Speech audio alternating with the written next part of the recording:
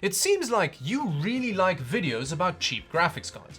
So I decided to buy the cheapest graphics card on Amazon and see how much performance I can squeeze out of its little brain. I'm actually pretty excited for this.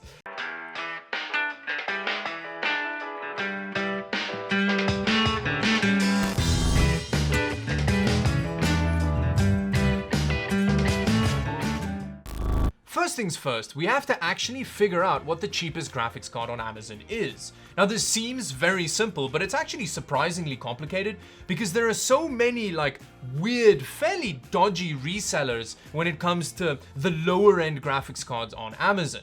So I decided to put in a couple of criteria that a graphics card has to meet before I'm gonna buy it for this video. Now the first criteria is that I want the graphics card to be new, because the secondhand cards on Amazon are a bit sketchy, and some of them aren't even graphics cards, they're just like video adapters, if that makes any sense.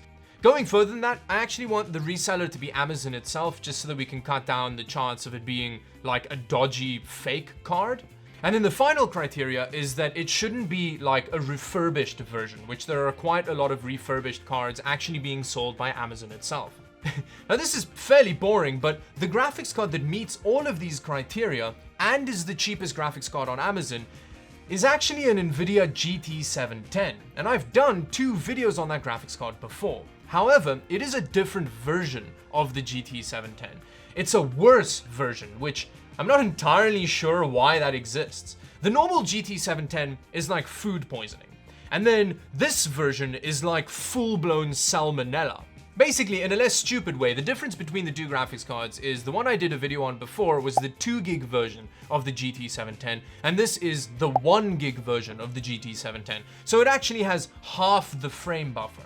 Now, it may be fairly boring that it's the salmonella version of the GT 710 that's the cheapest graphics card on Amazon, but I'm gonna do some crazy overclocking things to it that I didn't do to the food poisoning version. So with that, let's do a quick unboxing of the card, and then we're gonna do some benchmarks and then start overclocking the living crap out of it. So here is the cheapest new graphics card that you can buy on Amazon, and it comes in a box, obviously. Let's open it up and see. Yeah, there's not much in here. It's literally just the graphics card. And here it is. What a beaut. It really is a beast of a graphics card. One thing that's fairly interesting about it is the fact that it's got an 8 times PCI Express slot. It's PCI Express 2, so it means that it doesn't have much bandwidth available, but I mean, it's a GT 710, that really doesn't matter. As you can see here, it's even smaller than the 2 gig version of the GT 710, which means it'll be compatible with even more systems. However, who really cares about stupid practical things like that? So let's try and overclock this thing until it catches on fire.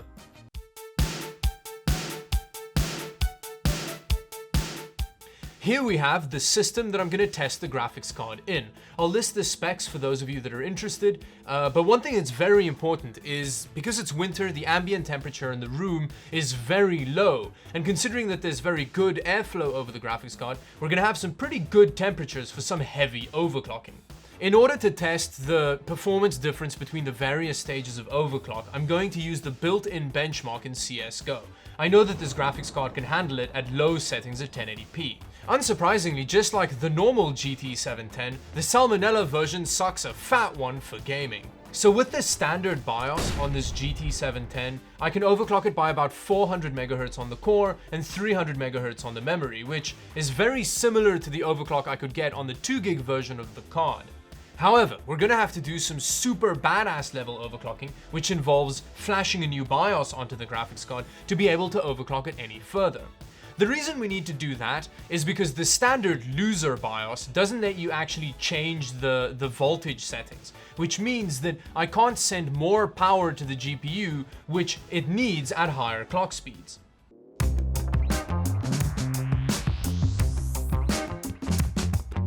Here we have the first stage of super badass overclocking. So what I'm doing now is I'm installing a BIOS on here using software called NVFlash. This new BIOS allows a higher max voltage to the GPU. So it means that more power can go to the graphics card for higher overclocks. I just want to quickly say, this is when overclocking becomes dangerous. When you start sending more voltages than it's normally designed to handle to the GPU, that's when things can catch on fire. Another thing that adds to the risk factor here is the BIOS that I'm using was altered by some guy on the internet, and the only confirmation I have that this isn't going to make my graphics card commit harakiri is the fact that other people on the forum didn't shout at the guy.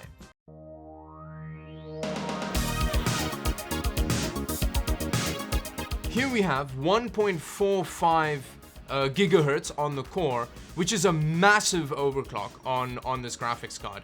And as you can see, it's not caught fire yet, but we're just on the desktop. So let's launch CSGO and see if it's stable and if we have any artifacting. It seems like we're fine. I had to drop the core clock a little bit because it was artifacting a bit. But as you can see here, we're running at almost 1.4 gigahertz on the core. And you can see the temperature has actually jumped up a bit. Voltages have a huge effect on temperature. Before I show you just how much performance we gained from these overclocks, let's just see if we can push the core frequency just a little bit higher by adding a fan to the graphics card. So now that we've ghetto rigged a fan to the Salmonella version of the GT710, it's time to see if we can get a couple more megahertz of performance out of this graphics card.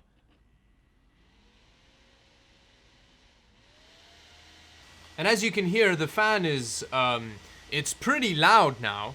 Hopefully this new cooling configuration will give us a little bit more overclocking headroom.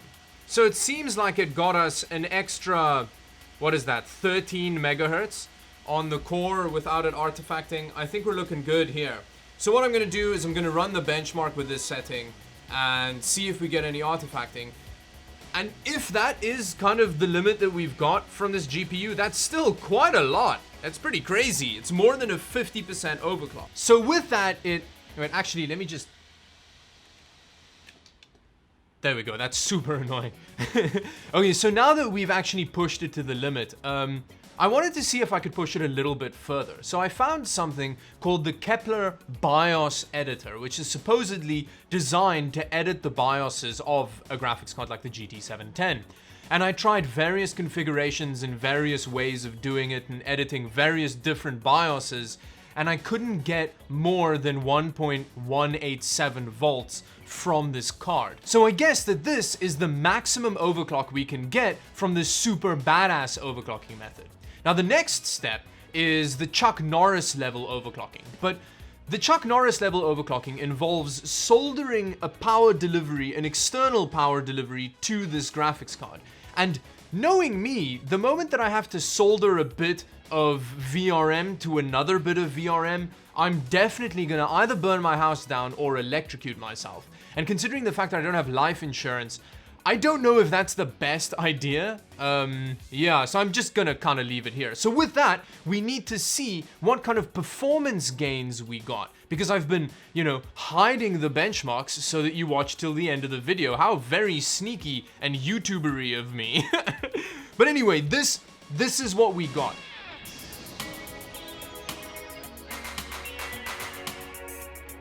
And we actually got a pretty massive gain in performance from this GPU. I would not recommend doing the volt overclocking because it may damage your card, so please don't do that at home. But you can get a pretty significant bump in performance. So we went from an average FPS of 33.8 on the stock configured Salmonella GT710 all the way up to 54.8 frames per second average. That's a pretty huge jump, in my opinion. You're not going to be able to overclock an RTX 2080 Ti to give you that much of a performance jump.